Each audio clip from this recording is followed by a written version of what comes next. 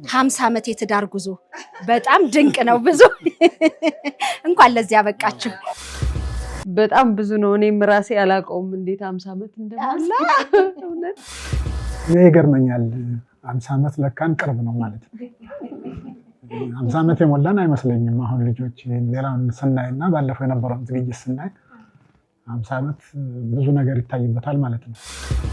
እኔ ያገባሁት እኮ አሁን ወረቀት ተጻጽፈሽ ምናምን አይደለም በቤተሰብ ነው። 6ኛ ክፍል ነበርኩ እኔ በ57 ዓመተ ምህረት። እኔ 6ኛ ነበርኩ። ውድ ደግሞ 1ኛ ክፍል ነበረች። በፍቅር ወደ 33 ዓመት ህፃን ልጆች ይዘው ነው እዚች ሰፈር የመጡት። ልጆችም እኔም ሴቶች የሚደመጥበት ቤት ነው ይሄ። ጠለፍ አልነበረም ያኔ? የለም እናንተ ጋር እኔን ጠልፎ ወዴት ይገባል? ጽፍ ካልሆነ በስተቀር ለጭራሽ ውድ ነው። ሁሉ ጊዜ ውድ ነው። እውነትም ደግሞ ለእርሱ ውድ ነች። definitely ባለቤቴ ጋሼ ባይሆን ኖሮ ጫናውን አይችለኝም መሰለኝ እላለሁ አንዳንዴ። እውነት መልካም ጋብቻ ለኛ ይሁን ለኛ ይሁን። ጥንዶቹ የፍቅር ምሳሌዎች ጥንዶቹ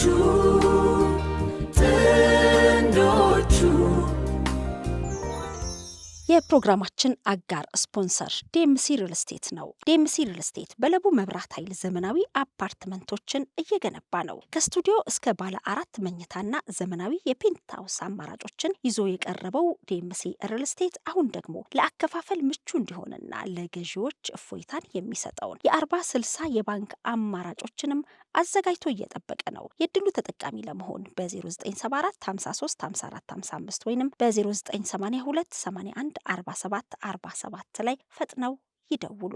ዲኤምሲ ሪል ስቴት የፕሮግራማችን አጋር ስፖንሰር ስለሆነ እናመሰግናለን።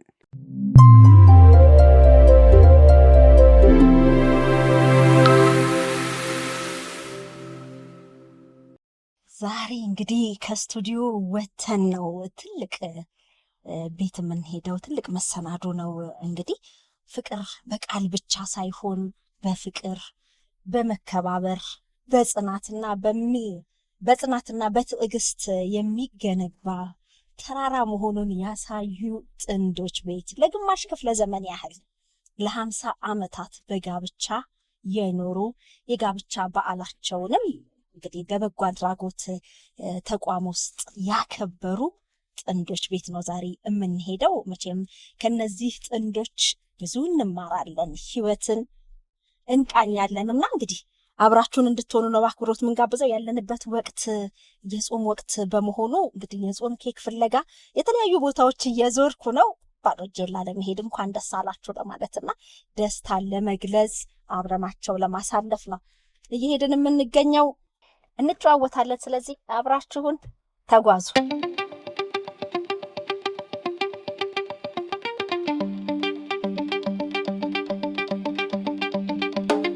የጾም ኬክ ይዘን ልንሄድ ነው።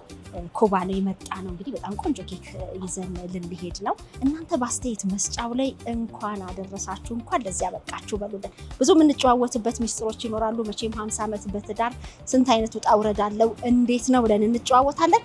አብራችሁን ሆኑ።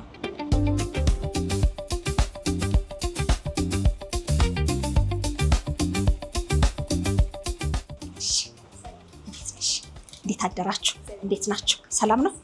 ቆንጆ የጾም ኬክ ፈልጌ ነው። ያው በኬክ አትታሙ፣ በጣም ምርጥ ነው የኮባ ኬክ እንመሰክራለን። ለ50 ዓመት የጋብቻ በዓል እንደው ምንድነው ደስ የሚያሰኘው?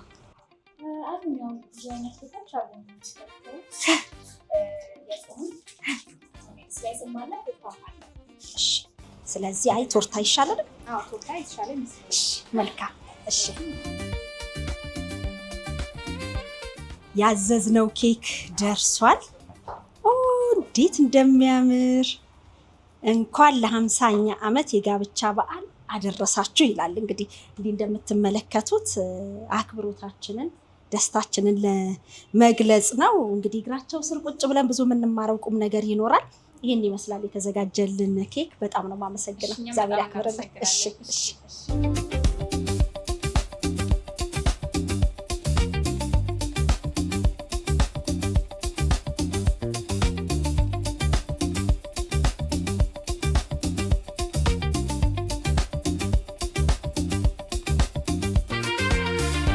ደርሰናል። ውድ የሸገር ኢንፎ ሚዲያ ተከታታዮች ወደ ውስጥ ልንዘልቅ ነው። እንግዲህ በዚህ አካባቢ መታችሁ የማማ ውድዬ ቤት ብትሉ ማንም ያሳያችኋልና ወደ ውስጥ ዘልቀን ልንጨዋወት ነው። 50 ዓመት የትዳር ጉዞን ልንቃኝ ነው። ተከተሉ። እንዴት ዋላችሁ? እንኳን አደረሳችሁ። እንደምን አላችሁ? በእግዚአብሔር በክርስቶስ እንዴት ነሽ? እንኳን አደረሳችሁ። እንኳን ለዚህ ያበቃችሁ። እንዴት ናችሁ?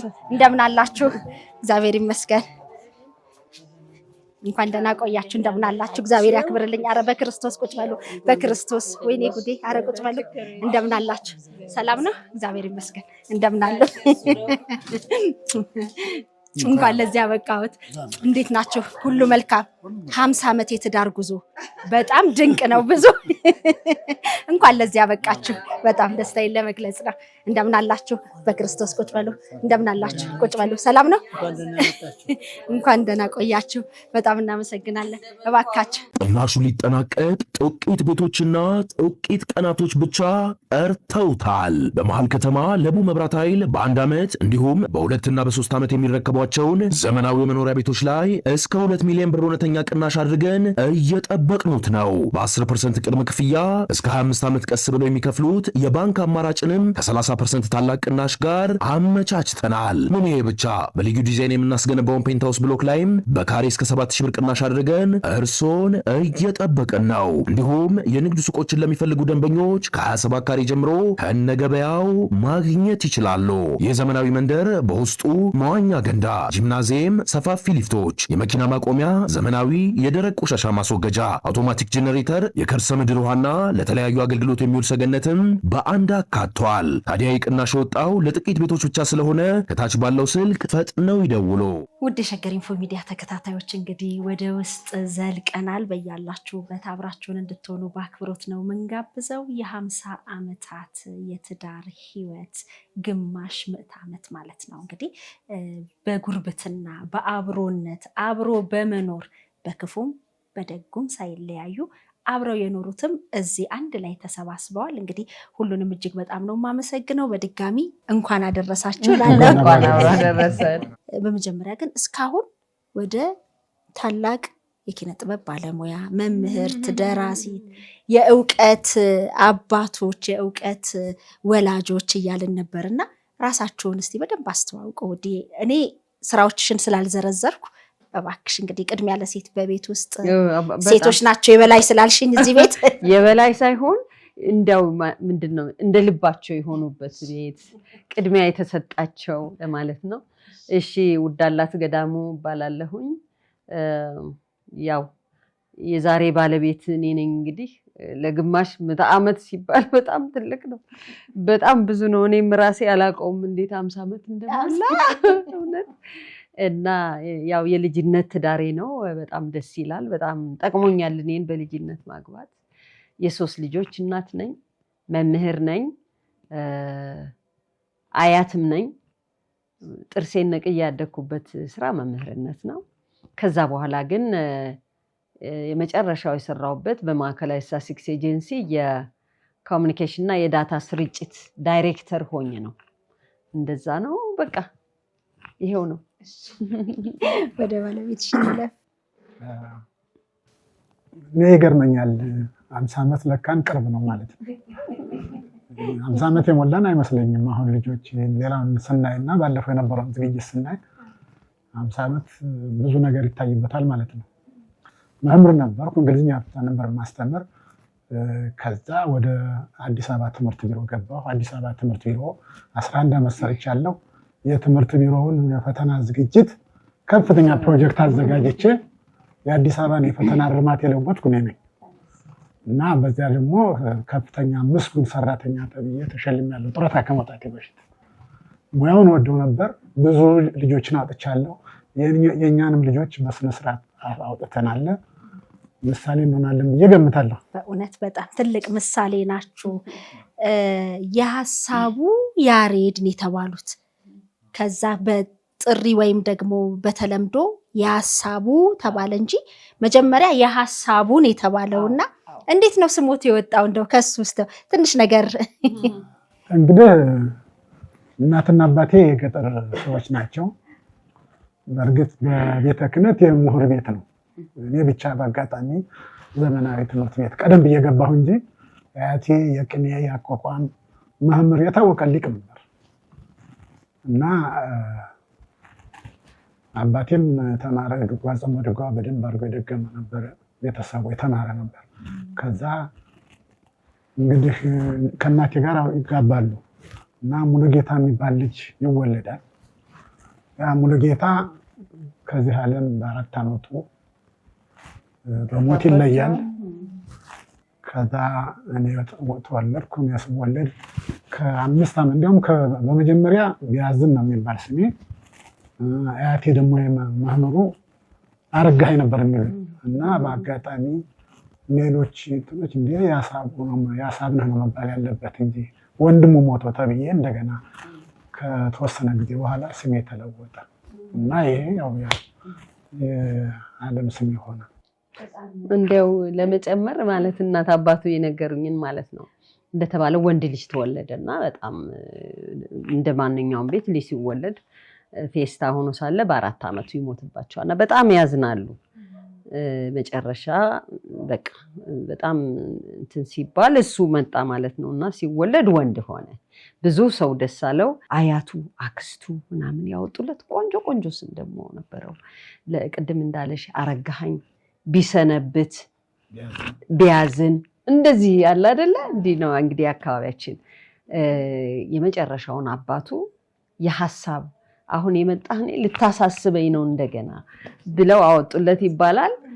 እንደዚህ ነው አወጣጡ አይደለም? እናንተ ስትተዋወቁ በየትኛው ስም ነበረ? አይ በሐሳብ ብቻ ነው። በዚያ ላይ የቤተሰብ ጋብቻ ነው የምልሽ። ስሙንም እኮ አዎ እኔ ያገባሁት እኮ አሁን ወረቀት ተጻጽፈሽ ምናምን አይደለም፣ በቤተሰብ ነው። ደስ ይላል። እሱ በመሆኑ ነው የሚመስለኝ። እሱ ማደራ ስለተረከበኝ ይሆናል እንደ ልቤ የምኖርበት ትዳር። እውነት ልጆችም እኔም ሴቶች የሚደመጥበት ቤት ነው ይሄ። ገፍተን እስከ መጨረሻው በትምህርት ብንሄድ ምንም የማንባልበት ድጋፍ ያለንና በቤተሰብ ነው ጋብቻው። በጣም ደስ ይላል። እንግዲህ በቤተሰብ የተመሰረተው ጋብቻ 3 ልጆችን 7 የልጅ ልጆችን አፍርቶ 50 ዓመታትን አብሮ በመኖር እንግዲህ እድሜ ጤና ሰጥቷችሁ ዛሬ ላይ ስለደረሳችሁ እንኳን ለዚያ በቃችሁ እንበል። በእውነት እጅግ ደስ ብሎናል። በነገራችን ላይ በጣም ማከብራት እንደ ታናሽት እንወዳት ማቀርባት ደግሞ በሙያዋ ማከብራት በጣም ማደንቃት መሰረት በዙ አሃዱ ከነበረች ነው የተዋወቅ ነው። በተለይ በዚያ ጭንቅ ቀን በኮቪድ በነበረበት ሰዓት ሁላችን ቤት በዋልንበት የልጆችን ድምጽ የነ ፍቅርን የነ ምናምንን እዚህ እናንተን ማንሰማበት ዘመን ነው የተገናኘነው። እኔ በየጊዜው ግጥሞችን ሐሳብ አመጣለሁ እሷ እንትን ትላለች እና እንደምታውቁት ባለፈው ስናከብር ሚዲያ የሚባል አልነበረም። ብዙም አልፈለግንም ማለት እስቲ እንቆይ ብለን ቤት ፈልፍላ እንዳመጣችሁ ስትለኝ ለበሷ መጨከን አልፈለኩም። ማከብረው ሚዲያ ስለሆነ ደግሞ ብቻዋን አልመጣችም። ኬክ ይዛልን መታለች። ያው ትመርቁልኛላችሁ፣ ቆርሰን እንበላዋለን። ታንክ እግዚአብሔር ያክብርልኝ። እንዴ በጣም አመሰግናለሁ። እንግዲህ መርቁልና። እግዚአብሔር እንኳን ለዚህ ማድረግ ለዚህ ደረጃ እድሜ ጤና ሰጥቶ አደረሳችሁ። ሰውንም ሰብስባችሁ እንደዚህ አብራችሁ ስታስቡ ይቺ ሰው ደግሞ በክብር ጓደኛሽ ይሄንን በማድረግ ይዛ በመምጣት ክብር ይስጣት። እድሜና ጤና ለእናንተ የሚስጣችሁ፣ ልጆቻችሁ ይባረኩ። ወደፊትም ረዘም ያለ እድሜ የልጆቻችሁን ሰብስባችሁ ደግሞ እንዲሁ እንድትሰበሰቡ ያደርጋችሁ። እኛንም እዚሁ እንዳሰበሰባችሁ መድኃኔዓለም እኛንም አብሮ ያቆየን። አሁን በድሩም በምኑም በማህበራዊ ኑሮም ከኛ ጋር አብረው ይሳተፋሉ። ሴትዮዋ ብትቀር ሰውየው፣ ሰውየው ቢቀር ሰውየው ከኛ ጋር አብረው ማህበራዊ ይኖራሉ። አሁንም አብረው ያኖራል። በጎደለ ስላሴዎች ይሩፍ። አሜን አሜን። የኔ እህት የኔ ልጅ እንኳን ወደ ሰፈራችን በደህና መጣሽ። ክብር እንዳረግሽ እህትሽን ክብር በይ። የለመለመውን የጣፈጠውን እድሜ ጤና ይስጥሽ። በመቀጠል ጋሼ መምህር ያሳው ያሬድ ወይዘሮ ወዳላት ገዳሙ ያለችው ሁሉ እውነት በፍቅር ወደ 33 ዓመት ህፃን ልጆች ይዘው ነው እዚች ሰፈር የመጡት። እነዛ ሁሉ አድገው የልጅ ልጅ ለማየት አብሮ በፍቅር ለመኖር ማህበራዊ ኑሮ በሴት ድርም አብረነን በአካባቢ ድርም አብረነን። ጋሼ እንዲህ ነው ውድ አለች፣ ውድ የለችም፣ ስራ ሄዳለች፣ ፊልድ ሄዳ እኔ ያለሁ ለሁሉ እኔ ያለሁ ብለው ተከባብረው ኖረው የልጅ ልጅ አይተው ለስጋው ደግሞ የበቁ 50 ዓመት ለማክበር 1 ዓመት ዛሬ ታውቃላችሁ የሚኖር ጋብቻ ከስንት አንድ ነው። እነሱ ግን በፍቅር ማህበራዊ ኑሮውን ልጆቻቸው ስርዓት ያላቸው ምንም በቃ በትምህርት በሁሉ በከብር ያደጉ ሁሉን ጎረቤቱን በልጅነታቸው አሁን አግብተው ያው እነሱም በየቦታቸው ነው ያሉት እና ይሄ ሁሉ የእናት አባት መተማመን ነው ልጅን ወግ ማድረግ የሚያደርስ። እህቴ በጣም ጎበዝ ነሽ። ለህፃኖቹም በርቱ በርቱ ብለሽ መንገድ አካሄድ እንኳን በዚህ ሂዱ ብላ ውዳላት በእውነት በእውነት የምትደነቅ ናት። አንቺም እህቴ እግዚአብሔር ያክብርሽ፣ የጣፈጠውን ማዕድ እንጀራ ይስጥሽ ብያለሁ። በድጋሚ ስለ ከበሬታሽ ክብር በይ። የተባረከ ቤት ይሁን። አሜን አሜን። 50 ዓመት ማለት ቀላል አይደለም፣ ቀላል እድሜ አይደለም። እንኳን 50 ዓመት 30 ዓመት 20 ዓመት ዛሬ አንድ ሰው እድሜ ነው። ልጆች አፍርቶ ወግ ማድረግ አድርጎ አብቅቶ እዚህ መድረስ ቀላል አይደለም። እግዚአብሔር ይስጣችሁ። ተባረኩ ተባረኩ። እድሜ ይስጣችሁ። ልጆች አይታችኋል፣ ሁሉ ነገር አግኝቷችኋል። አሁንም ጨምሮ ተጨማምሮ እድሜና ጸጋ ይስጣችሁ። ትልቅ ሰው ናቸው። አነጋገራቸው፣ አካሄዳቸው፣ ምክራቸው ለልጆች የሚመክሩት አካባቢ የሚገርም በጣም እንሰማለን፣ እናያለን። መስማት ብቻ ሳይሆን እናያለን። ለልጆች አካባቢ ምክር የሚሰጡ ናቸው። የታመመውን ይጠይቃሉ፣ ያግዛሉ፣ በሀሳብ ይረዳሉ። በጣም በእውነት የአካባቢው ጸጋ ናቸው። አንዱ እንቁ ናቸው ለአካባቢ። አካባቢያችን በጣም የተባረከ አካባቢ ስለሆነ በእውነት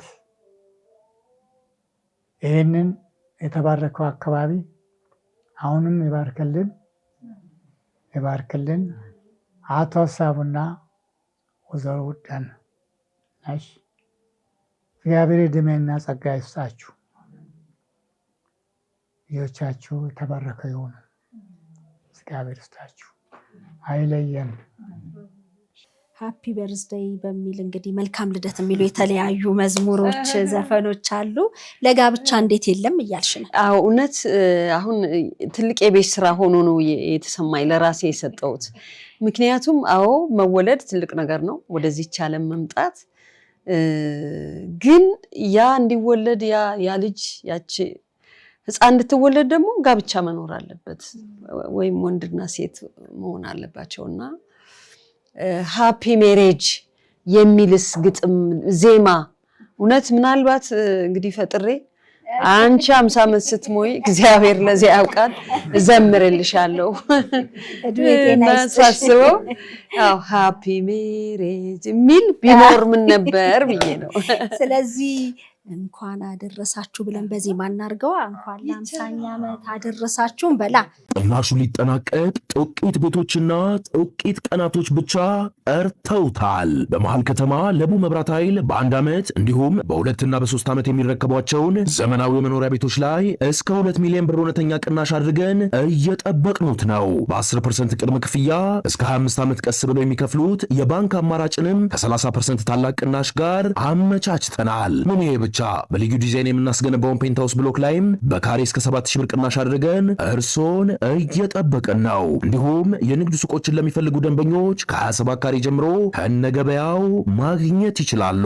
የዘመናዊ መንደር በውስጡ መዋኛ ገንዳ፣ ጂምናዚየም፣ ሰፋፊ ሊፍቶች፣ የመኪና ማቆሚያ፣ ዘመናዊ የደረቅ ቆሻሻ ማስወገጃ፣ አውቶማቲክ ጄኔሬተር፣ የከርሰ ምድር ውሃና ለተለያዩ አገልግሎት የሚውል ሰገነትም በአንድ አካቷል። ታዲያ የቅናሽ ወጣው ለጥቂት ቤቶች ብቻ ስለሆነ ከታች ባለው ስልክ ፈጥነው ይደውሉ። ሃፒ ሜሪጅ ፎር አስ ሃፒ ሜሪጅ ፎር አስ መልካም ጋብቻ ለኛ ይሁን ለኛ ይሁን። እንኳን ለዚያ በቃችሁ። አሜን አሜን። እሺ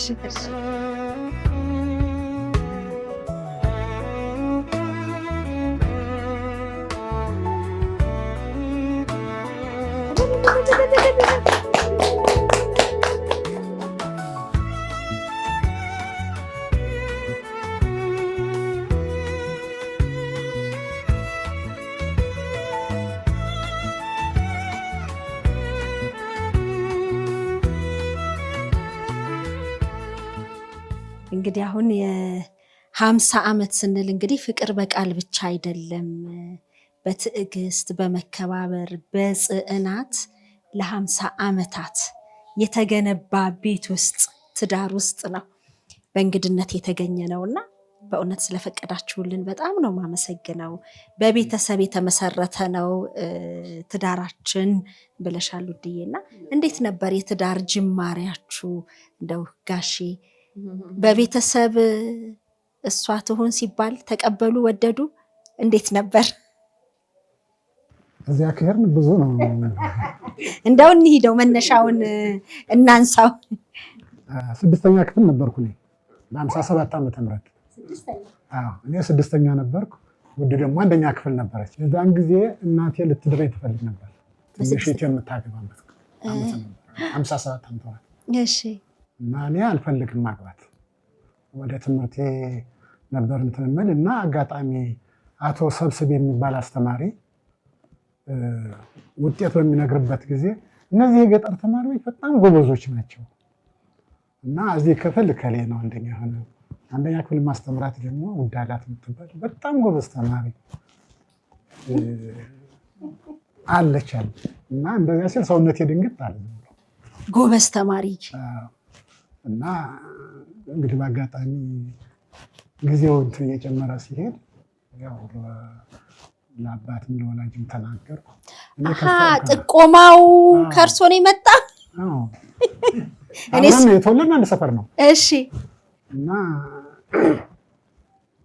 እኔ 2ኛ ደረጃ ሲሄድ ይሄንን እንትን አልኳቸው። በአጋጣሚ እንግዲህ የቤተሰብ የእሷ እናት ማዘር ጥሩ ሰው ጥሩ እናት ነበሩ። እኔን በጣም ያከብሩኝ ነበር፣ ይወዱኝ ነበር፣ እኔም ወዳቸው ነበር። ዛሬ ያለ ከአባቴ ጋርም ፍቅር ከእናቴ ጋርም በጣም ጎረቤት ናቸው እኮ። ያው ተገናኙ እንግዲህ በቤተሰብ ትዳር ተመሰረተ። መነሻው ግን ሰብስቤ ነው። ከዛ በፊት አያውቋትም? ማየት አለው። ትንሽ ልጅ ነች ገና 1ኛ ክፍል ስትመጣ ትምህርት ቤት ስትመጣ አያታለሁ። እኔ እዚያ ጊዜ ደህና ያልኩ ጎረምሳ 6ኛ ክፍል ለአግባ ብልም መብቴም ነበር። ደርሻለሁ። ጓደኞቼ እያገቡ ነበር። ግን ለትምህርቴ በጣም ደህና ተማሪ ስለነበር ያን ውጤቱን ሲነግረን እንደዚህ ያለው እንትን ሲል ተፈጥሮም ይሄም ይሆናል። ምናልባት እነዚህ ልጆች ለማምጣት ይሄም ሊሆን ይችላል። ደነገጥኩ። ከደነገጥኩ በኋላ እኔ ከሷ ውጭ ሌላ ሰው አላስብም ነበር። በጣም እንትን ነበር። ያው ተሳካ። ለእርሷ ነገሩ ወይስ ለቤተሰብ ቀድመው? እሷም ልጅ ነች። እኔም እንትን አልተናገርኩም ለቤተሰብ። ለአባቴ ግን ነግሬዋለሁ። 2ኛ ደረጃ እያለሁ ነው የነገርኩት። ስትጋቡ ስንተኛ ክፍል ነበራችሁ? ደርሰናል። 10ኛ ነው እሱ 2 ዓመት ሰልጥኗል። ያው ማለት እንግዲህ አንተዋወቅም እኮ ተወለድኩበት ኖርማሊ ገጠር ነው እና ያው ዛፋችን ባድማችን ምናምን ገጠር ነው ያለው ከገጠር ነው ሁሉ ምን የሚመጣኛ ከተማ ገብተናል። እኔ ሴት እናት ያሳደገኝ የሴት ልጅ ነኝ እኔ አባታችን በልጅነት ነው የሞቱብኝ በጡረታ ገንዘብ ነው ያደኩት እና በጣም ጠንካራ እናት ነበረች እንግዲህ አስቡ በኔ እድሜ ያው ከአባቴ በኋላ አላገባችም ከኛ በኋላ ትለላቆች አሉና እዛ ስንማር እንግዲህ እንጨት አምጡ ተብለን እንሄዳለን ከጓደኞቼ ጋር እዛ ሲፈለጥ እንሮጣለን እዛዛ ያው እና ያለና አንድ አካባቢ አይደለሽ እንዴና በጋብቻ ብዙ እንትን አላልኩም ማለት ግን ያው በዘመንሽ ቤተሰብ ሲፈቀድ ደግሞ እናቴ ምንትን ስለሆነች አው እኔ ከዛ በፊት ብዙ ሙልሽ በዚህ በቃ በትንሽ ጀምሮ ደብዳቤ ጻፍልሻል እኮ ፍቅር ደብዳቤ ምናምን እኔ ከሱ ይልቅ ሌሎችን ነው ማቀው ያው ጓደኞቼስ ያው ቴሌ እንትና መካከል ላይ ግን ያው ወደ ቁም ነገሩ ሲመጣ ለልጄ ባለዋ ካገባች የቀን ጌታ ያሬድ ልጅ ነው ቀን ያሳድጊያታለሁ እዚህ ደርሳለች ስለዚህ እኔም ፈቃድ አለች በቃ ከናቴም አልወጣውም ያው እሺ ብዬ ተጋባን እልሻለሁ በቃ ስለዚህ ስትጋቡ ነው በደንብ የተዋወቃችሁት አዎ ያው የእንትን ጋብቻ ስለሆነ ግን ተመችቶኛል እውነቱን ለመናገር እንዲያ ባይሆን ምናልባት አላቀውም ያው ማንንም ሰው ካለበት ውጪ ምን ሊሆን ይችላል ነበር የሚለውን ከመመኘት ውጪ ምን እንደሚሆን እውነታውን አታቂም ግን እኔ እሱን ባላገባ ምናልባት እንደዚህ I don't know አንዳንዱን ነገር ስታዩ አካባቢሽ አብሮሽ የነበረው ሁኔታ ስታዩ ወይ እዛ ላይ ነበርኩ ወይ ደግሞ አው ሊሆን ይችላልና ጋብቻ ይጥሩ ነው ብዬ ነው ማሰው መልካም ሰው ስለሆነ ከኛ የተሻሉ ልጆች እንዳፈራን ያው ብዙ ሰው ያውቀዋል በጣም ጥሩ ልጆች ለምወዳት ሀገሬም ለምንወዳት ሀገራችን የተሻሉ ዜጎች ነው የተካነው ያ ማለት እንግዲህ እንኳን 50 ዓመት የተወሰነ ጊዜም እኮ መቃቃር አልኖር ብሎ ነው መጋጨት አልኖር ብሎ ነው መነጋገር አልኖር ብሎ ነው ግን ተቻችለን አንዳንድ ጊዜ እኔ ዝም ነው ምለው በቃ የሆነ ነገር የማልፈልገው ከሆነ ብዙም ሳለ ዝም እላለሁ በቃ ዝም እላለሁ እንግዲህ ያኔ እሱ መልካም ሰው ነው በቃ ውድ እንዲ ነበረ ምናምን ብሎ ተመልሶ ይመጣልና በቃ እንዲ ነው በመመካከር ሌላ ነገር አናቀም ልጆቻችንም ያውቃሉ ሌላው ቀርቶ ልጆች እየሰሙ እስከሚችሉ ድረስ ላይክ እስከ 12ም እስከሚደርሱ በፊት ለፊታቸው አናወራም እግዚአብሔር በሚያውቀው ምኝታ ቤታችን ገብተን ይሄ ነበር እንባባላለን እሱ በጣም ይቅርታን ባይነው ይቅርታን የሚበልጥ ይሆናል ግን ጥሩ ሰው ነው እሱ በቃ በአጠቃላይ ስተትሽን ከተማመንሽ በኋላ ቀጥ ያለሽ እንጂ ዝም ብሎ 50 ዓመት ስንለው ይሄ በጣም እኔ ራሱ እንዴት እንደደረስኩ ማላቀው ልጆቻችን በቃ ሲባል ነውና እጅግ በጣም ደስ የሚል ጊዜ ነው ያሳለፈው ተቻችለን ተመካክረን ህግም ነበረን በነገራችን ላይ እንደገና እንደተጋባን ህግ አወጣን የሱ የህት የወንድም ልጆችና የሚያስተምራቸው ልጆች ነበሩ ያግቡ ተብለው እንትን ሲሉ ወንድ ልጆች ናቸው ይረሱ ሲባሉ ያስቀራቸው ነበሩ እና ከነሱ ጋር ነው ቅድም ያሳየውሽ ፎቶ መጽሐፌ ላይ ያሳየውሽ ህፃን ልጅ ምናምን እዛ ውስጥ የሚያድጉ አብረውት ነበሩ ከነሱ ጋር ነው የተቀላቀልኩና ህግ አወጣን ትልቁ ልጅ ትንሹን የመታዘዝ ትልቁ ታናሹ ትልቁ ትንሹን የመንከባከብ እንዲህ አይነት ቤተሰብ ለምሳሌ እንዴት እንትን እንደምን ህግ ነበር እነሱ ህግ እንደው ግን በትዳር መተዳደሪያ ደንብ ብሎ ማዘጋጀት በእናንተ ጊዜ እንዴት ነው በእውነት በጣም ነው የሚገርመው አስተማሪ ነበርን እንግዲህ አስተማሪ ስትሆኚ ደግሞ ብዙ ነገር እንትን ትያለሽና ህግ ማውጣት አለብና ልጆቻችን ሳይወለዱ በሃኒሙን ውስጥ ለማለት ሁሉ ይቻላልና ህግ አወጣን እኔ በጣም አዝናለሁኝ ያው ከምትጠያቸው ነገሮች ያውም ዶክመንት አንጥልም በተለይ እኔ አልጥልም በቃ ቤቴን ብታዩ አሁን እዛኛውን ቤት ሙሉን የሞላው ዶክመንት ነው የልጆቼ የኔ ከጥንት ጀምሮ ማለት ነው ግን እሱን በአጋጣሚ የት ሚስ እንዳረኩት አዝናለሁ በጣምና በደንብ ተናርገን ፍቅር እንዴት ሀገር መውደድ እንዴት ወገን ማክበር እንዴት ታላቅን ማክበር እንዴት ተምሮ ታላቅ መሆን እንደሚቻል እንዴት ሚል አውጥተን ነበርና በሱ መተዳደር ነበር። በጣም ነው የሚገርመው። ይሄ መተዳደሪያ ደንብ እኮ ለሌሎችም ምን ነገር ነበረበት ይሄንን እንዲተገብሩ፣ ምክንያቱም ውጤት አፍርቷል፣ ውጤታማ ሆኗል። በደንብ ልጆች የሚያውቁት እኮ ነው። በደንብ በህግ ነው ያውም የሚያስር ህግ አይደለም። በደንብ የሚያስተምር ህግ የነሱን እኩልነትም መብትም ግዴታንም ጭምር። ግዴታውን ያልተወጣ ምንድነው የሚጠብቀው? ቅጣት አለ። በትምህርትም በኩል ንግስትና ንጉሱ የምንላቸው ቤት ውስጥ ኩዊን ኤንድ ኪንግ የምንላቸው አሉ። ሴቶችም ወንዶች እንግዲህ 2 ሴት መጀመሪያ ቀጥለን 1 ወንድ በ3 ዓመት ነው የወለድኩት። የሚገርመው ሁሉ ነገር ፈጣን ነው የኔ ለማለት ይችላልው እና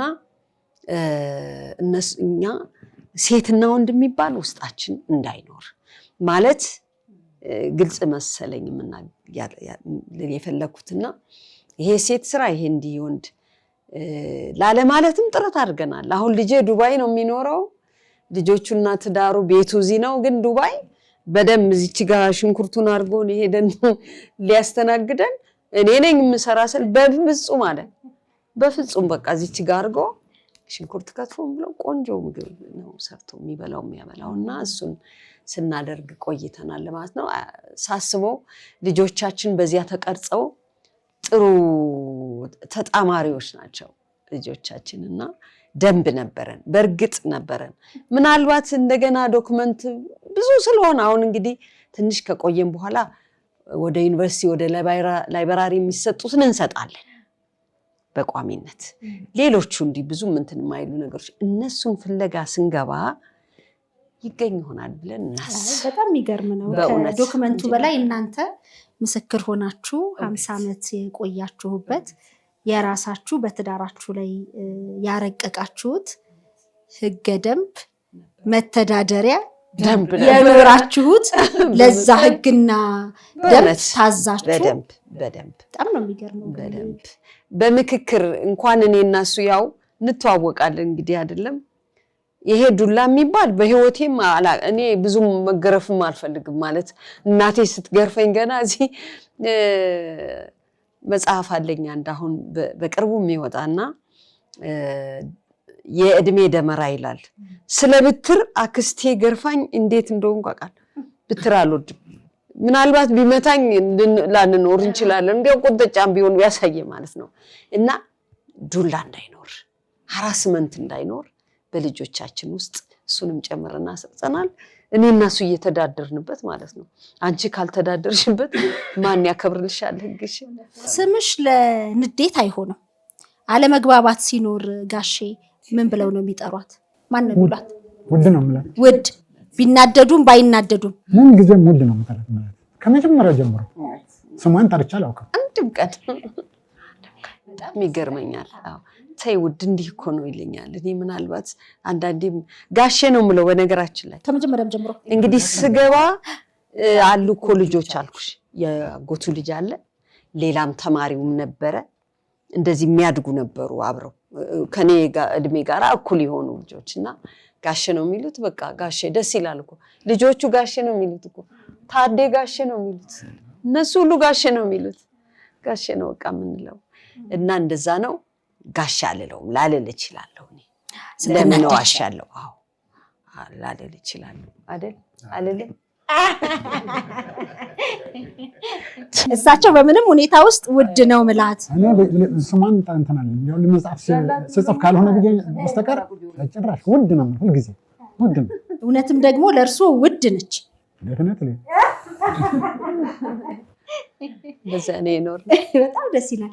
እማገባው እሷን ነው ብለው መወሰናቸውን መቼ ነገሩሽ? ከተጋባችሁ በኋላ ወይስ? አይ ነግሮኛል ብዙ ጊዜ። ያው እንዳልኩሽ ጋብቻው እስከሚመጣ ድረስ ብዙ እንትን አላለም፣ እስከሚጸድቅ ማለት ነው። ከዛ በኋላ እናቴም ነገረችኝ። ትንሽን ያንገራገርኩ እውነቱን ለመናገር ማለት ነው።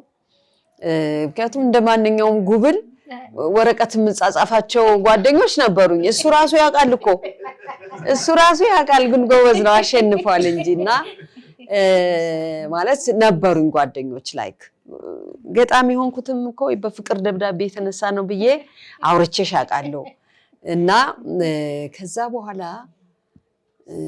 እናቴ ጋር ተነጋገርን ይሄ ነገር ሽምግልና እንትን ሊል ሲል እኔ እንግዲህ ልጄን ማልዱልኝ አለች በጣም ትልልቅ ሰዎች አባቴ ጓደኞች ወዳንቹ እንዲያሳምኑ አዎ ያው ዘመኑ እኮ እንደዚያ ነው የምታገቢው እኮ ተነጋግረሽ ምናምን ነው በኔ ዘመንም ማለት ነውና ከዛ በኋላ እኔ ወዳጅ ነው የምትለኝ እናቴ ወዳጄ ነሽ እንግዲህ ይሄ መሬት አለ ሰፊ አባትሽ ባድማ እናትሽ ባድማ አለ እሱን እንደራሴ ሆኖ የሚያደርገው የቀኝ ጌታ ያሬድ ቀኝ ጌታ ነው የሚባሉት እሳቸው አባቱ የቀኝ ጌታ ያሬድ ልጅ ነው ወዳጄ ነሽ እንግዲህ አይሆንም ካልሽ ግድ እናቴንም ያቋታል እነሱም ታዴ በጣም በጣም በጣም እናቴ እና ወዳጄ ነሽ እንግዲህ ላንቺ ብዬ ሁሉን ትቼ ወጣትነቴን ርግፍ አድርጌ ያሳደግኳችሁ እኔ የምለውን ብታገቢ ፈቃዴ ነው ምናምን ስትለኝ በቃ እሻልኩ ካንቺ ቃል አልወጣም አልወጣም ልወጣም አልችልም እናቴ ጋርና ከዛ በኋላ እንግዲህ ጋሼ ደግሞ ሳይ ስለቴ ሰመረ አሉ ያኔ ያሰብኩት ተሳካ እንደሚለው ይሁንታውን ሲሰሙ ምን አሉ ደስ አለኝ በርግጥ እንደሚሆን አውቅ ነበር አንዲት ቀን እኔ ከብት አግጄ እያበላሁ እያለ ይመጣሉ ውድና ማዘር ሲመጡ እኛ ባድማ ላይ አታውቅም እንዴ አለቻቸው የማን ልጅ ነው የአባ ያሬድ ልጅ እኮ ነው ረግ ልጅ ብለው ሳሙ የዛ ጊዜ 10ኛ ክፍል ይሆን እንደዚያ ነው ወይም ቲቲአይ ይሆናል በኋላ ያው የዛ ጊዜ ሐሳቡም አለኝ ለአባቴም ነገር ነው ያለው እና ይሰምራል ብዬም እንትነው ተሳለ ስታስተዋውቅ በደንብ ነው ያስተዋወቀችው ስለዚህ ለማዘር ይሰምራል ምን መሰለሽ ታላላቆችሽን እኮ ታውቂያለሽ ጠባብ ከተማ እኮ ነው ያኔ አስቢው እና እኛ አውራጃው ከተማው ነው ምኖር እሱ ገጠር ስልሽ this 5 ኪሎ ሜትር ነው እንጨትም እናመጣበት ውሃም እናመጣበት ነውና ማን እንደሆነ እኮ ታውቂያለሽ እና ይሄንተና ነው ታያለሽ ጠለፋል እንግዲህ ያኔ አራራ የለም እናንተ ጋር አንዴ እኔን ጠልፎ ወዴት ይገባል በጠለፋም አይሆንም የከንፈር ወዳጅ ምናምን አለ እኮ እዚያ የኛ ጊዜ አለ እነሱ የሚኖሩ ከተማ ነው እኔ የምኖር ደግሞ ገጠር ነው የከንፈር ወዳጅ የሚኖረንም እዚያው ገጠር እንጂ ገጠር ይኖርና እንግዲህ ይሄ እኮ አባ እንትና ነው ይሄ እኮ ጋሼ እንትና ነው ተይለ እንግዲህ ያንን ብዬ ሆነ እንደሱ ነው የሚለኝ እኮ እኔ እኮ አላስታውስም እና ያኔ እንትና አለኝ ነው የሚለው እኔ እንዳልኩም እንዳላልኩም አላውቅም ግን ልለው እችላለሁ ብዬ ማስበው ትልልቁን ሰው ሁሉ ታሳውቂ የለ የኮ አባ ያሬድ ልጅ ብዬ ይሆናል እና ያኔም ትንሽ መዘገብኩ ነው የሚለው ጥሩ ነው አየሽ ያው ታጨው ማለት ነው እንግዲህ ያ የተጀመረው ለዚህ በቃ ይሄ በጣም ደስ የሚል ነገር ነው ለሌሎችም አርአያ በሚሆን መልኩ ነው እንግዲህ 3 ልጆች ስንል ሌላ ደግሞ የብዕር ትሩፋቶችሽ ብዙ ናቸው የጋሼ ድጋፍ እንዴት ነበር በስነ ጽሁፍ ስራዎችሽ ላይ አው በጣም እንግዲህ እኔ መጻፍ የጀመርኩት ልጅ ሆኜ ነው ለምሳሌ የ3ኛ ክፍል ተማሪ ሆኜ የሆነ ነፃነት የሚል ጻፉ አለ መምህራችን እንግዲህ እኔ ነፃነት እኮ አላውቅም ምልሽ ብዙ ገና ነው ብዙ ትረጃዋልሽ አትረጁ ግን ጻፍኩ ከዛ በኋላ በጣም ሰንደቅ ዓላማ ላይ ወጣው ላነብ ማለት ነው አትፈሪም በቃ ደስ የሚልሽ ልጅነት ልበ ሙሉ ነሽ በጣም ደስ ይላል ከዛ በኋላ እንትን ይያልኩ እንዲያው እንደ ልቤ ልውጣ አልልም እንጂ በልጅነቴ ያወጣለሁ ዘማሪም ነበርኩ የሰንደቅ ዓላማ መዝሙር ዘምራለሁ እና እዚያ ወጥቼ ሳነብ ጭብጨባው ሁሉ ነግርሻለሁ ከዚያ በኋላ ልጅ መጻፍ አስተማሪዎችም እንትን ይያሉኝ መጨረሻ ደግሞ ቲቲአይ ሆኜ የአማርኛ መምህሬ ምን አሉኝ የሆነ ርዕስ ሰጥተውን ድርሰት ጻፉ አሉ ስለ ሰሞኑ ሁኔታ እስቲ ድርሰት ጻፉ የተሰማችሁን ሲሉ ጻፍኩ ከዛ ምን አሉኝ ደብተሬ ላይ ውዳላት ወደፊት ስነ ጽሁፍ እንጀራሽ ሳይሆን አይቀርም አሉኝ። ምንድነው እኔ ጽፌ እበላለሁ እንጂ ምናምን ሚለው አይደለም፣ ግን አንድ መምህር እኔን እንደዚያ ሲለኝ ትልቅ ተሰማኝ። አዎና የስነ ጽሁፍ ክበብም ነበርኩኝ። በዚህ እንግዲህ እንትን ያልኩ መጣሁ ጽፋለሁ። የመጀመሪያዬ ያው እቺ እናትና ልጅ የምትለው መጽሐፍ ናት። የመጀመሪያ ይፍታ ማለት ነው። ከዛም እንግዲህ ስደተኛ ግጥሞች ደግሞ አውሮፓ ሆኜ ኖርዌይ ላንድ 3 ወር ቆይቼ ነበረ ለስልጠናም ለጉብኝትም እና እቺ ስደተኛ ግጥሞች ተሰደሽ ወይ ደግሞ ከሀገር ርቀሽ በነበርሽ ሰዓት በጣም እዚህ ጋር የሚያሳዝኑሽ ግጥሞች አሉ። ከዚያ ለልጆች ነው የጻፍኩት። ለልጆች የዜብራ ተረቶች በሚል እዚህ አካባቢ ስሜ ማማ ዜብራ ነው። ማማ ዜብራ ለምንድን ነው? ጧት እየወጣሁ 11 ተኩል ጀምረን እንወጣለን። በመንገድ እየሄድኩኝ የስፖርት ልብስ እየሮጥኩኝ በዛው እባካችሁ እላለሁ። መንገድ የገቡትን ግራ መስመር ያዙላለሁ። በጣም ነው ምሰራው እየሰራ ያለሁትና ለልጆቼ እሱኑ ለማስተማር የዜብራ ተረቶች ብዬ ዜብራንም እንዲለምዱት እዚህ ውስጥ እሱን ጻፍኩላቸው ለህፃናት። ወርቃማዋ ድኩላም ሌላው መጽሐፌ ነው። ቆንጆ ተረቶች አሉት በውስጡ። ከዚያ ብድር መላሾቹ ወፎች የሚል ደግሞ እዚህ አለኝ። ይሄ አለ። ይሄ የተጻፈው ሌላ ርዕስ ነበረ። ብድር ያልመለሰች አንድ መጽሐፍ አለች። እሱን መጀመሪያ አወጣሁት። ከዚያ ደግሞ ብድር መለሱ እያመጣሁት ማለት ነው ለልጆች። ይሄ ዜብራ ተረቶች የመጨረሻው ያሁን ያለሁበት የህፃናት መጽሐፍ ነውና በግሌ 6 የህፃናት መጽሐፍ ጽፌያለሁ። ቅድስት ማርያም ዩኒቨርሲቲ ነው አሁን እነዚህ መጽሐፎች ያተመልኝ። እነዚህ ሁለቱን ቅድስት ማርያም ዩኒቨርሲቲ ነው።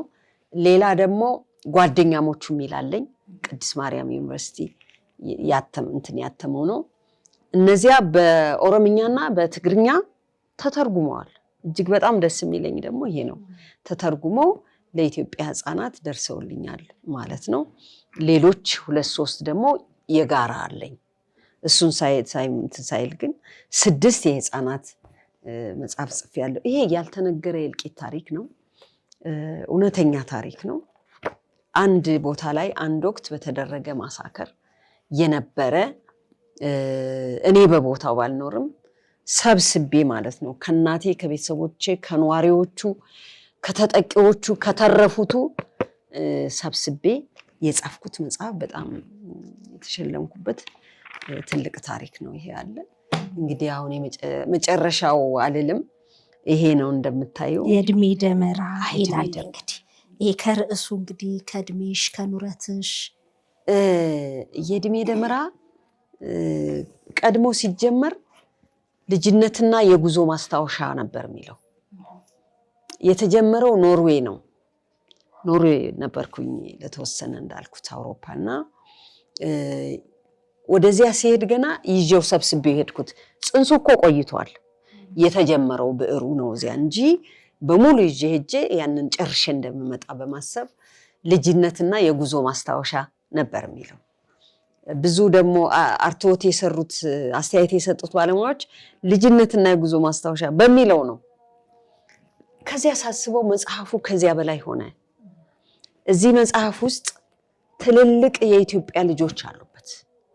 በሀገራቸው ላይ በጎ አሻራ የጣሉ ለምሳሌ እንደማሆይ ገላነሽ ሐዲስ እማሆይ ገላነሽ ሐዲስ እኔ እንግዲህ የተወሰኑ ናቸው በአካል ያዩአቸው ጋዜጠኞች ወይም ደግሞ እንደዚህ ስራ የጽሁፍ ስራ የሚሰሩ አንዷ እኔ ነኝ። ምናልባትም በሴት ደረጃ እኔ ነኝ ብዬ አስባለሁ። ቢኖሩ ሂቶቼ ደስ ይለኛልና ፎቶግራፍ አንስቼ ራሴን ማብሬያቸው ተነስቼ ታሪካቸውን ጽፌ ነበር ይዤው ነበር ባህር ዳር ዩኒቨርሲቲ ኮሌጅ እያለሁ። የእሳቸው ታሪክ አለበት። የአውግቸው ተረፈ በብዕር ስሙ ወይም ሄሩይ ሚናስ ባለም ስሙ የሱ ታሪክ አለበት። ሄጄ ቃለ መጠይቅ አድርጌለት ማለት ነው። ብዙ ሰርቶ ግን ብዙ ያልተነገረለት ሌላ ባሴ ሀብቴ የሚባል ደራሲ ባሲ ሀብቴ አለ። እሱንም ወንድሙን በአካል አግኝቼ ማለት ነው እሱን አውቀዋለሁ በጣም አንድ ላይ በግቢ እንደተማረ ሰው ማለት ነው። በጣም ወንድሜ በጣም ጎበዝ ልጅ ነበርና የነሱ ታሪክ አለበት የቤተሰብ ታሪክ አለበት። ስለዚህ ብዬ ሳስበው በጉዞ ማስታወሻ ብቻ የሚቆም አይደለም በሚል ዝም ብዬ አሰብኩ። ከዚያ በኋላ እንግዲህ ይሄን ሁሉ ያመጣው እኔ በመቆየት አይደለ የእድሜ ደመራ ነው ብዬ አሰብኩ። ምንድነው ያልሽ እንደሆነ እንደምታዩ እዚህ ጋር ያለው ከቨር ፔጁ ደመራ ነው። ደመራ በኢትዮጵያ ታሪክ ውስጥ በክርስትና እምነት ተከታዮች ትልቅ ትርጉም ያለው ነው እና ያ ደመራ መስከረም 16 ተለኩሶ ይነዳል፣ ምሽቱን ይነዳል፣ ያበራል፣ አካባቢውን ያደምቃል። በጣም የተነሳው ምንድነው የተጠራቀመው ከቅጠል ነው፣ ከጭራሮ ነው፣ ከግንድ ነው፣ ከዛፍ ነው እና አካባቢውን ያበራል፣ ያደምቃል ለተወሰነ ጊዜ። ነገር ግን ከጥቂት ጊዜ በኋላ ዲስማንትል ያደርጋል፣ ይወድቃል። ያ ማብራቱ ይጠፋና ወደ አመድነት ይቀየራል። የሰው ልጅ እድሜና ደመራ አንድ ነው ብዬ አሰብኩ እና እድሜ ደመራ አልኩት። በቅርቡ እንግዲህ ምናልባት በዚህ ወር ማተሚያ ቤት ገብቻለሁ። ይሄ እንትኑ ነው ማለት ናሙናው ነው ዝም ብሎ እና የመጨረሻውን አርቶት ሰርቼ አይተን እንድንመልሰው ነው አፕሩቭ አድርገን ማለት ነውና ጥሩ መጽሐፍ ይዣለሁ። ይሄ ሙሉውን የሀገር በቀል ዕውቀት ነው። የኢትዮጵያ ልጆች ኢትዮጵያ ቀጣዩም ትውልድ የትናንቷንም ኢትዮጵያ የዛሬዋንም ኢትዮጵያ የነገንም ደግሞ እሱ የሚሰራትን በደንብ ላይ የሚችልበት ዕውቀት የዕውቀት ደመራ ነው። በጣም የሚገርም የዕውቀት ደመራ ነው። እንናፍቀዋለን ታትሞ ገበያ ላይ እስኪውል። ተመልካቾችም እንግዲህ 21 አመቱ ነው ከተጀመ። አዎ 21 አመት በጣም ይገርማል። ረጅም የተገላገልኩት በ21 አመት በጣም 97 ተጀመረ። ለነገሩ በ2000 የኢትዮጵያ ሚሊኒየም በጣም የሚገርም ከልጆች ጋር አንድ ላይ እንደውም የጋሼንም ፎቶ አየሁኝ። አንድ ላይ ነበር ተምራችሁ የተመረቃችሁት? እሱ ቀዳሚ ኖረ። እሱስ ቅድሚያውም አይው ለሱ ነው እንግዲህም ወደ እነሱ በኋላ ተቆርኩ። እኛን ደግሞ ሰራን ያው በትምህርት ማለት ነው። አጋጣሚ ሆኖ ምን መሰለሽ ዲግሪዬን እኔ እንግዲህ አንድ አጋጣሚ ነበረኝ ለመማር የማልሰለችበት እልህ ጭሮብኝ ያለፈ በልጅነቴ 8ኛ ክፍል ሆኜ እሱ እንዳለው ያው ጎበዝ ከሚባሉት ተማሪዎች ነበርኩና 8ኛ ስደርስ ትምህርት ሚኒስቴር እድል ይሰጥ ነበረ ኮሜርስ እንድንገባ እና ተመርጬ ነበረ። ግን አባቴ ሞተዋል፣ የጡረታ ገንዘብ ነው፣ እዚህ ሳንቲም እየተሰጠሽ ሌላ ቦታ ተከራይተሽ ነው የምትኖሪውና ለኔ ከባድ ነው ያ ነገር። ልጅ ሆነሽ እንደዛ አይነት ነገር በጣም ይከብዳል እና እናቴንም ቤተሰቦቻችንም ስናማክር እሷ የመሰላት እንደዚህ አዲስ አበባ ተጠርቼ ሲባል ወይ አልችል ብላ እሷ ምናምን መሰላትና እኔ እዚሁ እንድጨርሽ ነው ፈልግ አለች። አትሄጂ በቃ ይቅር እዚሁ ጨርሽ ብላ ደብረ ማርቆስ ነበርኩኝ።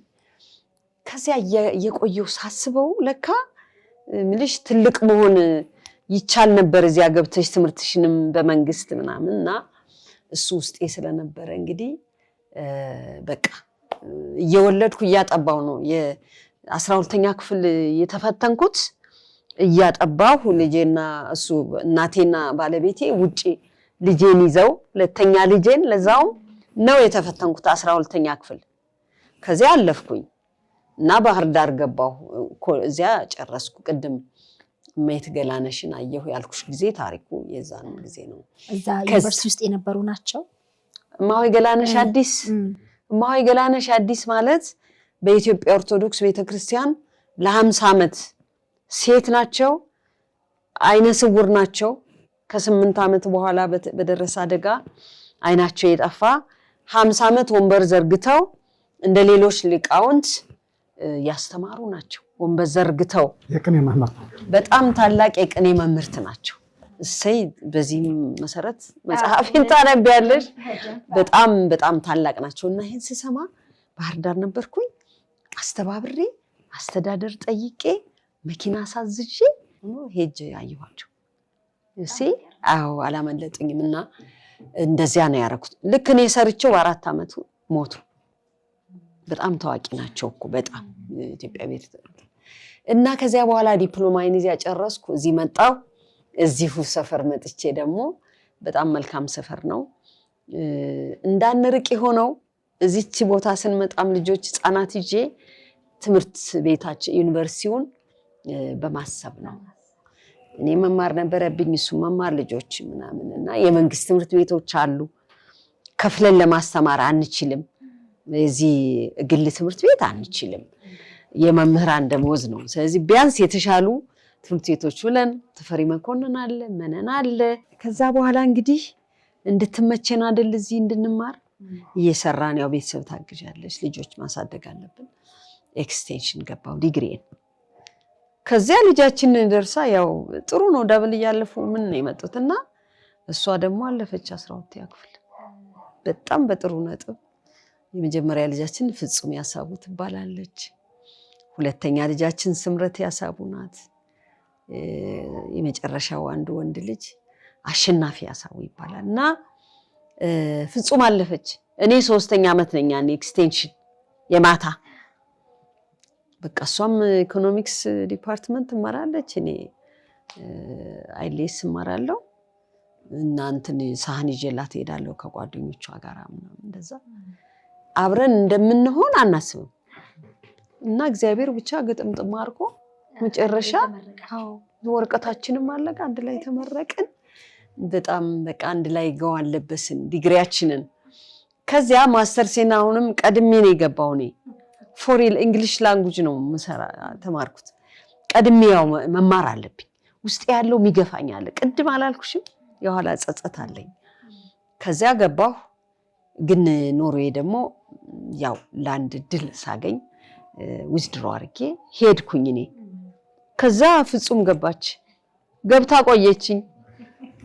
ገብታ ደግሞ እሷ በቃ መጥቼ እኔ እንትን ሳረግ ሪአድሚሽን ሳረግ ደግሞ ማስተርስ የሷም ከኢኮኖሚክስ እኔም ከእንግሊሽ ከፎሪን ላንጉጅ በአዲሱ ሚሊኒየም የሚሊኒየም እንግዳ ነበር እንግዶች ነበሩ አይደለም ሚሊኒየም እና ትልቅ እንትን ላይ ሚሊኒየም እንግዶች ሆነን ጨረስን። በዚህ አጋጣሚ ግን ያው ስምረትም ማስተርሷን ከዚያ ነው የወሰደችው። ትንሹ ልጅም ያው ከአዲስ አበባ ዩኒቨርሲቲ ነው የጎልድ የወርቅ ተሸላሚ ሆኖ ግን እሱ ዱባይ ከሄደ በኋላ ደግሞ ጨረሰው ማስተርሱን እና እንደዚህ አድርገን አምጥተነው ነው ልልሽ ነው። እንደዚህ ሆኖ ነው አስበነው ባይሆን እግዚአብሔር እየቀጣጠለ እንደዚህ አመጣን። በነገራችን ላይ የሳቸው ባለቤት 100 አለቃ 50 አለቃ ደምሴ ይባላሉ። እኔ እንግዲህ በአውቶቡስ ነው እዚህ ስንመጣ አንዲት ናት አንድ ለናቷ ቁጥር 41 አውቶቡስ ነው ያለችው። ታክሲ የለም ምንም የለም። ግን በእግራችን እንሄዳለን። ልጆችም ያው በእግራቸው ይሄዳሉ። አውቶቡስ ደግሞ እነሱ አይወዱም ይገርምሽ። እኛን ያው እንግዲህ አያውቁም ጭንቅንቅ ብሎ አውቶቡስ ውስጥ ምናምን ብዙ አይመቻቸውም በእግራቸው ይሄዳሉ ያው ቅርብ ነው። እኛም ማታ ማታ እንግዲህ ስማር ያው አምሽቼ ነው መጣው ኤክስቴንሽን። የሳቸው ባለቤት ስራ ሲሰሩ ውለው ማታ ነው የሚመጡት። በዚህ በ19 ሳጠና ስንገናኝ እዚህ ሰፈሬ ናቸው እዚህ ውስጥ እንግዲህ ያው ሴት ነሽ ትበሪያለሽ አይደለም እንቅፋት ትበሪያለሽ ማታ ነው። እሳቸው እስከሚመጡልኝ ብጨርስም ኬኔዲ ገባለሁ። ኬኔዲ ገብቼ ሳጠና ቆይቼ ሰዓቴናይና ልክ የ50 አለቃ ደምሴ መምጫ ሲደርስ ወደ 6 ኪሎ እወጣለሁ። እሳቸው እዚያች አካባቢ ይጠብቁኛል። ነፍሳቸውን ይማረው በጣም ታላቅ ሰው ናቸው። ልሳናቸው የሚጣፍጥ እያጫወቱ እኔ ብቻ እኮ አይደለም ከዛ በኋላ ሌሎችም ታከልን። በቃ እንደዛ ሆነን በእግራችን አሁን አንቺ በመኪና የመጣሽበትን በእግራችን ነው የምንመጣው። እንደዚያ ሆነን ያው ዲግሪን የጨረስኩት በዚያ መልኩ ነው። ውለታቸውንም ላንሳ ብዬ ነው እና እንደዚህ ነው የጨረስኩት ልሻለው። እግዚአብሔር ከረዳኝ እንግዲህ ጥያቄም ሳታመጪ አሁን ጨረሽ ወይ ልትይኝ ትችያለሽ። የልጅነት ቁጭት በቃ ውስጥሽ መልካም ነገር ሲኖር ወደፊት አይደለም የሚገፋሽ። ይሄ ሁሉ ነው። እዚህ ቤት ሴቶች ነፃነት አላቸው ምለው ሙሉ እኩልነት አላቸው። እኛም ግዴታችንን አውቀን እኔም እንደ ሚስት ልጆችም እንደ ልጅ እንደ እህትም ሆኜው ነው ለጋሼ ፍላጎቴ ላይ ጫና የለብኝም። ያሰብኩትን ማድረግ እችላለሁ። ያው እምነቱ ምኑም ስላለው አያግደኝምና ያችን ቁጭት ለማጠናቀቅ አሁን ዩኒቨርሲቲ ነኝ ያለሁት አዲስ አበባ ዩኒቨርሲቲ የፎክሎር ማለት የሀገር በቀል ዕውቀት ነው። የዚችን የሀገር በቀል ዕውቀት የምታውቂው ነው። በየቦታው ብትሄጂ እንደው በእያንዳንዱ አሳር በእያንዳንዱ ቅጠል ብትሄጂ በእያንዳንዱ የሙስሊም መስጊድ ብትሄጂ በእያንዳንዱ ቤተክርስቲያን የትም ብትሄጂ የሀገር በቀል ዕውቀት የሞላቸው ሰዎች አሉ። እሱ እንግዲህ እንዳይቀር ዩኒቨርሲቲ በቅርቡ ነው የተከፈተው። አሜሪካን ምናምን በ20ኛው ክፍለ ዘመን የተመሰረተ የተቋቋመ የትምህርት ዘርፍ ነው፣ ዲሲፕሊን ነው ፎክሎር ማለት። አሁን አዲስ አበባ ዩኒቨርሲቲ ከጥቂት ዓመታት በፊት በማስተርስም በፒኤችዲ ይሰጣል። እዛ ገብቻለሁ። እውነቱን ለመናገር ቀጥዬ ነበር፣ ቀደም ብሎ ነበር የቀጠልኩት። ግን እንዲያው አንዳንድ ጊዜ የውጭ ጉዞም አለች። ለሀገር ጉዳይ ብልሽ ምታሚን ከሆነ በተለይ በአዲሱ ጠቅላይ ሚኒስትር አብይ በመጡ ማግስት አንድ አምባሳደር የጥበብ አምባሳደር የኢትዮጵያ አምባሳደር የባህል የሚሆኑ ተብሎ ከተመረጡት 50 ሰዎች አንዷ ነኝ።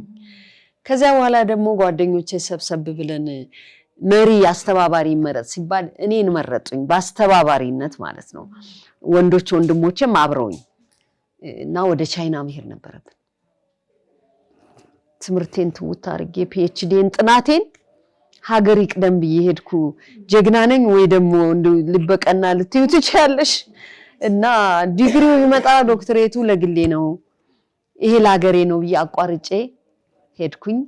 ከዚያ ጊዜ በማባከኔ ተቀጣሁ። እኔ ብቻ ሳልሆን ሌሎችም በተለያየ ዲፓርትመንት ጊዜ ያለፈባቸው ተብሎ ማለት ነው። ያው ቅጣቱን ተቀብዬ ያው ህጉ ነው ማረጋችም ህግ ሌላ ነው፣ ለሀገር ጉዳይ መቆም ደግሞ ሌላ ነው። ብዙ ረድተውኝ ነበር። ባህል ሚኒስቴርም የጠቅላይ ሚኒስትር ጽህፈት ቤትም ቢሮም እንደውም ክብርት ሙፈሪያትን እጅግ አድርጌ ነው ማመሰግን። በእውነት በህዝብ መሃል ማለት ነው። ደብዳቤ ተጽፎም ተሰጥቶኝ ነበር። ግን ከህግ ውጪ ስለሆነ እንትኑን ያደረኩት ማለት ነው። በቃ በሱ አልተሳካም። ስለዚህ ብዬ ያንን እርግፍ አድርጌ ትቼ በ2005 ኢንትሪ በ2015 የፎክሎር የፒኤችዲ ተማሪ ነኝ ይልሻለሁ ከ6 ጓደኞች ጋር። ይሄ በጣም ደስ አንድ ቀን ያልቅ ይሆናል እንግዲህ ያልቃል። አሁን የሀገር ጉዳይ ከመጣ ተተሹት ይቻልሽ ለሀገር ለህዝብ የሚጠቅም እኔን ማስፈልግበት ቤቢ አላውቅም። ለነገሩ ተሳትፎሽ በጣም ብዙ ነው። እንግዲህ በማህበራዊ ህይወት ብቻ ሳይሆን በበጎ አድራጎት ስራዎችም ተሳትፎሽ በጣም ብዙ ነው። በሜሪ ጆይ የበጎ አድራጎት ድርጅት ውስጥ አምባሳደርም ነሽ? አዎ፣ የበጎ ፈቃድ አምባሳደር ነኝ ካለፉት 14 ዓመት ጀምሮ። በጣም ይገርማል። አሁን ከሰሞኑ 50,000 ህፃናትን ለከፋ ችግር የተጋለጡትን እንግዲህ ወደ ትምህርት ለማስገባት ትልቅ የገቢ ማሰባሰቢያ እየተደረገ ነውና አንቺም ይሄ በጎ ፈቃደኛ የሆኑ ጋዜጠኞች፣ ደራሲያን አንድ ላይ ተሰባስባችሁ ነው ይሄንን ያደረጋችሁትና ያለሽ ነገር በጣም ይገርማል። እዛ ላይ የምታደርጊው ሌሎች እንዲሳተፉ የምትጎተጉችበት መንገድ አልፎ ተርፎ 50ኛ ዓመት የጋብቻ በዓልሽን እያከበርሽ ወደኋላ መለስ ብለሽ ሌላ ነገር አለ ሲባል ሰምቻለሁ። ጋሼ ይወቁ አላውቅም። እንግዲህ ተስማምተን ነው እሱ የሰጠኝንማ እንዴት ብዬ ያለሱ ፈቃድ ስለ ሜሪ ጆይ ትንሽ እንኳን ያው ላወራም የምፈልገው አንዱ አጀንዳዬ ይሄ ነው። ሁላችንም እንደምናውቀው እንግዲህ ወደ 7 ሚሊዮን የሚደርሱና ከዛም በላይ እንደው ከትምህርት ሚኒስቴር ከተኛው ይፋ ከተደረገው ለሀገር ልጆች ከትምህርት ውጭ ናቸው አሁን። ይሄ በጣም ያማል፣ ያሳዝናል። ማለት ባሉብን አንዳንድ ችግሮች በግጭትም በምንም ምክንያት ማለት ነውና ትውልድ ነው አሁን እነዚህ ልጆች ደብተራቸውን አጥፈው ወደ ትምህርት ቤት አይሄዱ። እሱ ትልቅ ነገር ነው። እንደ እናት እንደ ዜጋም እንደ መምህርም በተለይ ትንሽ ይሰማኛል አይደል? ስለዚህ ብንችል መንግስትን አግዘን አገርን አግዘን እነዚህ ልጆች ወደዚህ ማምጣት ትልቁ ስራ ነው ብዬ ነው የማስበው፣ የኛም የመንግስትን። ሜሪ ጆይ ካለፉት 31 ዓመት ጀምሮ በበጎ ስራ ላይ የተሰማራ ነው። እኔ ከ20 ዓመት በፊት ነው አባል የሆንኩት ሜሪ ጆይ። ከዛ በኋላ እንግዲህ ተፈትኜ ነው በማደርጋቸው ስራዎች ደግሞ ለአምባሳደርነት ሙሉ የበቃሁት። እጅግ አድርጌ ሜሪ ጆይን አመሰግናለሁ። አሁን እነዚህ በተለይ 100,000 ህፃናት ደብረ ብርሃን አሉ። እነሱ ትምህርት እንደ ምንድነው የሚባለው እንደ ቅንጦት ከሆነባቸው ማለት ነው። በደንብ አይበሉ፣ በደንብ አይለብሱ፣ ይፈልጋቸውን አያረጉም፣ ጥሩ መጠለያ አይኖርም። ምን ይደረግ ተብሎ ተመከረ። ሜሪ ጆይ ውስጥ አምባሳደሮችን ሰብስበው ምን አድርገው ማለት ነው እኛ ነው የዚህ የበጎ ፈቃድ። ከዚያ በኋላ ሴት ጋዜጠኞች፣ ሴት ደራሲያትና ሴት ምሁራን ተሰብስበን የሆነ ነገር እንትን አደረግን። ስለዚህ ማንን ጥላ እናድርግ? ሜሪ ጆይ እናደረግንና 50,000 ህፃናት ወደ ትምህርት እንዲመለሱ፣ እንዲመገቡ፣ እንዲበሉ አንድ ትልቅ መርሃ ግብር ተዘርግቶ ከየካቲት 27 እስካሁን ፊታችን መጋቢት 12 ድረስ እዚያ ነው ምናድረው።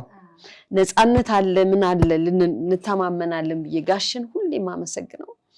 አንኳኩቼ ነው የምገባው ሰሞኑን አሁን ማለት ነው 7 ሰዓት 8 ሰዓት ነው የምገባው። እነዚያ ልጆች እንዴት እንቅልፍ ይወስዳል? አይወስድም እኮ እናንተም ብትሆኑ እኮ ታደርጋላችሁ። እና ሄደን በአባይ ቲዩብ ላይቭ ቻት ነው የሚካሄደው። በዚያ ቆመን እንጠይቃለን። በወር ለአንድ ልጅ ለማብላት ለማጠጣት ወደ ትምህርት ለመመለስ 1,000 ብር፣ በአመት 120,000 ብር፣ 12,000 ብር፣ በዶላር ሲሆን በወር $10፣ በአመት ደግሞ $120 ነው ከኪሳችን የሚወጣው። እሱን አድርጉ፣ እኛ እያስተባበርን ነው፣ ልጆቻችሁ ድምጻቸውን እያሰሙ ነው ብለን እያለ ነው። በዚህ አጋጣሚ መሰረት በጣም አመሰግንሻለሁ። ስንት ልጅ ነው የረዳሽን? 10 ልጅ ረዳ 120,000 ብር ባንዴ እዛው ላይ ገቢ ያደረገች ጀግና እናት ናት። እጅግ አድርገን እናመሰግናለን። በሸገር ኢንፎ ሚዲያ ተከታታዮች ስም በሚዲያዋ በዚህ ስም እነሱ ናቸው። ትክክል እኮ ነው፣ ለኛው ነው። እኔም ጭምር አለውበት እኮ እኛ ሁሉና እግዚአብሔር ይባርክሽ። እነዚህ ልጆች እንደገና ለመመለስ ትልቅ ስራ እየሰራን ነው። በቴዲ ሰባስቶፖል ስቱዲዮ በቴዎድሮስ ተሾመ በነፃ ሰጥቶ ህንፃ እዚህ እስጢፋኖስ ፊት ለፊት ነው ያለነው። ማንም ሰው ሊመጣ ይችላል። ዛሬም አለን። በተለይ የኔ ክሩ አንቺን ጨምሮ ማታ ይገባል። እንደው ፕሮግራም ከተላለፈ ላይ ያያችሁ እንድትመጡ እንድትሳተፉ እንድታግዙ የትም ያላችሁና የሚገርምሽ ስቆም ተማሪዎች ያሉ አይደለም። መጀመሪያ ልጆቼ ተሰብስበን የራሳችንን ይዘናል። ቀደም ብሎም ጀምሮ ነው የምናሳድግ። ከ20 በላይ ልጆች እንዳሳድግ ልከውልኛል። ከ20 በላይ ልጆች እንዲያድጉ በኔ ስም እዚህ ከቆምኩ በኋላ ማለት ነው እንደዚያ ተደርጓል። ከዛ በፊት 25 ልጆች እያደጉ ያሉ አሉ። በዚህ አጋጣሚ ዶክተር እመቤትን ላመሰግን እፈልጋለሁ። ዶክተር እመቤት ገዛኸኝ የሚናሮል ባለቤት ማለት ነው። 25 በኔ አምባሳደርነት 25 ልጆች ወስዳ ቀለብ ይሰፈርላቸዋል፣ ደብተር ይሰጣቸዋል፣ የሕክምናው አለ የምኑ። አሁን በዚህ ሰሞን ደግሞ ወደ 20 ልጆች የሰጣችሁኝንም እዚሁ ባንቺው በሸገር ኢንፎ አመሰግናለሁና እንደዚያ ነው ልሻለሁ። ስለዚህ የሜሪ ጆይ ትልቅ ስራ እየሰራ ነው ያለው። ሁላችሁም በዚህ አጋጣሚ ገንዘብ ብቻ አይደለም በሐሳብም እንድትደግፉ ብዬ አንቺው ሚዲያ መናገር ፈልጋለሁ። እኔም እንግዲህ በዚህ አጋጣሚ የሸገር ኢንፎ ሚዲያ ተከታታዮችን እንግዲህ ልጅን ማስተማር ትልቅ ነገር ነው። ለከፋ ችግር ለተጋለጡ ህፃናት የትምህርት ገበታቸው ላይ መድረስ እንዲችሉ ለአንድ ልጅ ቀደም ሲል ድዬም እንዳለችው 1000 ብር ነው የአንድ ወር ወጪው፣ በአመት 12000 ብር ነው።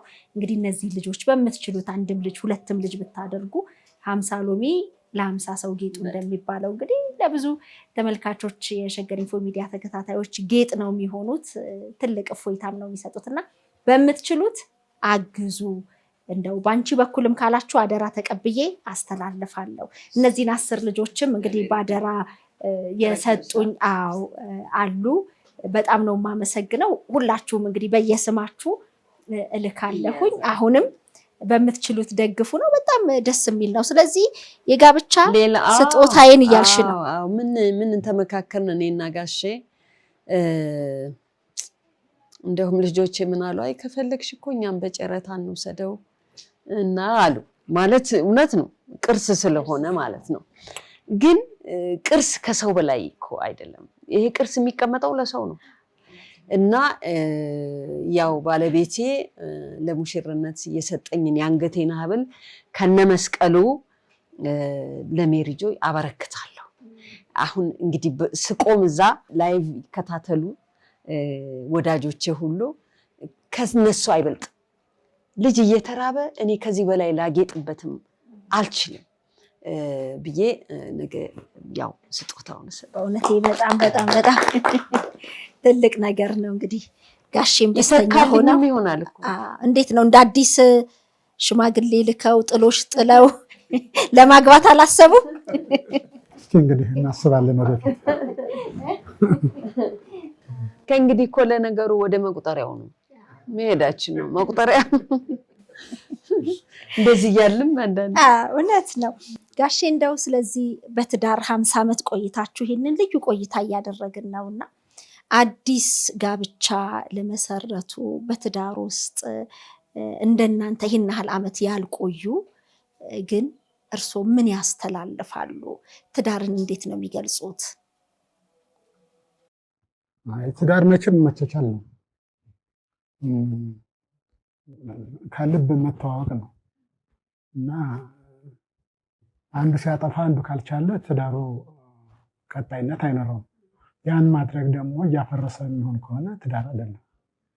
እና እኔ አሁን ባለፈው እኛን ስናዘጋጅ ልጆቻችን ናቸው በጥሩ ሁኔታ ስናሳ እኔ ለልጆቼ ምንም እንትን ነገር ነው ድብቅ ነገር የለም፣ ምን የለም። ሚስጥራቸው አንድ ነገር በመንገድ እንቅፋት ሲመታቸው መጣ ይነግሩኛል። ተማሪ ቢያስቸግራቸው ይነግሩኛል። እና እንወስደው እርምጃ ሁሉ ታውቃለህ፣ ከትምህርት በስተቀር ሌላ ነገር እንዲያስ ያ ሁሉ ነገር ተጠራቅሞ ወንድንና ልጆችን ትንሳሌ ከኔ አልፈው የተሻሉ እንዲሆኑ እገፋፋ ነበር። የተሻሉም ሆነዋል፣ ሀገር የሚጠቅሙ ሆነዋል። ያንን ሳደርግ በመቆየቴ ደስተኛ ነኝ። ብዙ ነገር እያየን ነው እና አሁን ባለፈው የኛን ሲባል እንዲያውም እየደወሉ ጓደኞች የእያንዳንዳችን ቤት አንተ ምንድን ነው የወደቁትን አንሱ ነበር ያከበራችሁት። የወደቁትን አንሱ ነው እና እንደቀላል ነው እንትን ያለ ነበር እና ይሄን ደግሞ የሆነው የልጆቻችን መባረክና በጥሩ ሁኔታ ማሳደጋችን ነው። ቤተሰቡ ጥሩ ቤተሰብ ነው።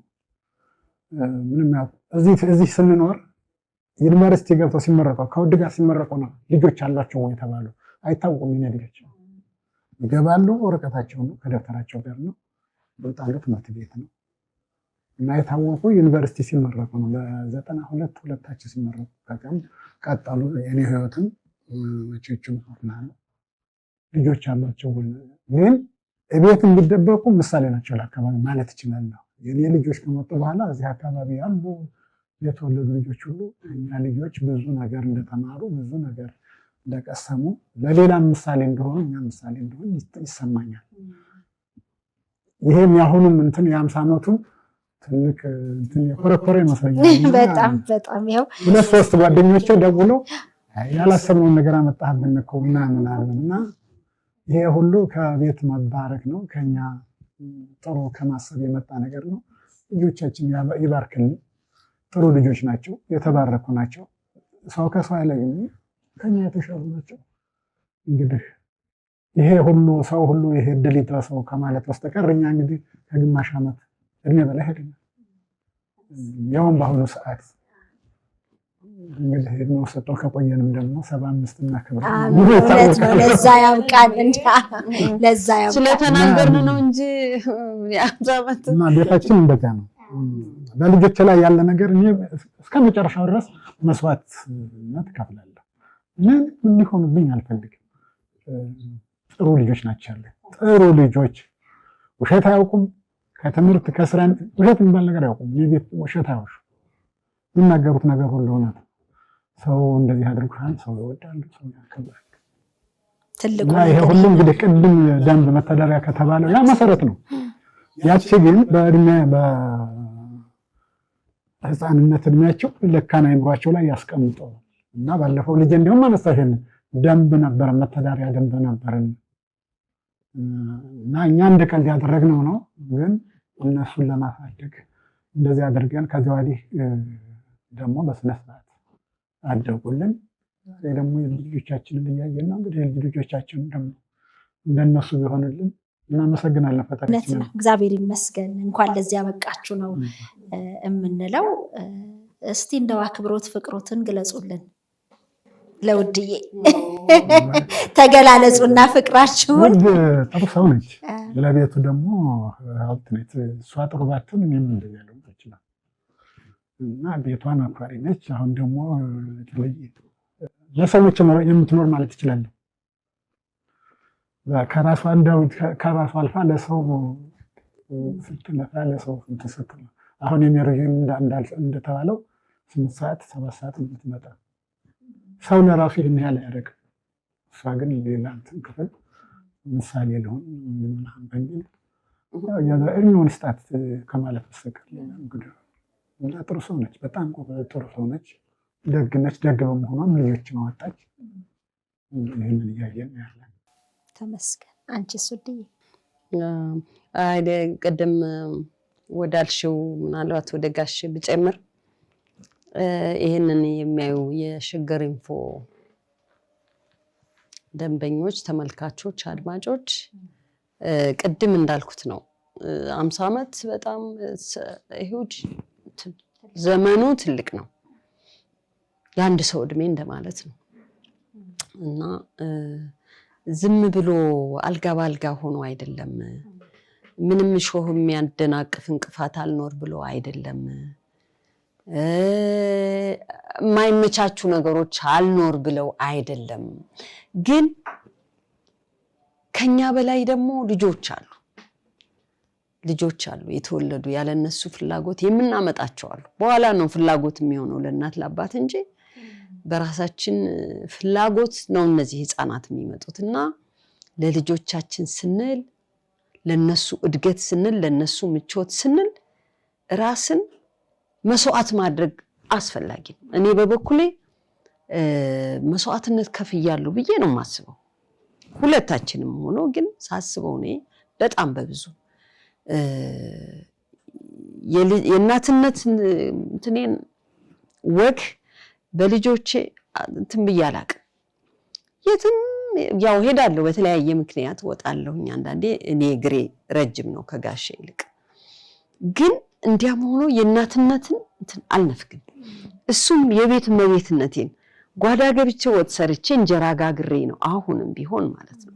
ሰው ከሌለኝ ለሆቢም ስል ጠላም ፈጭቻለሁ እኮ አላየሽም? የኮቪድ ጊዜ ጠላ ለማድረግ እሱ ነው ጠላ የሚጠጣው። እኔ ጠላ አልጠጣም፣ ጎረቤቶችም ያውቃሉ። እኔ ውሃ ነው የምጠጣው ብዙ እንትን ስለሌለኝ ማለት ነው።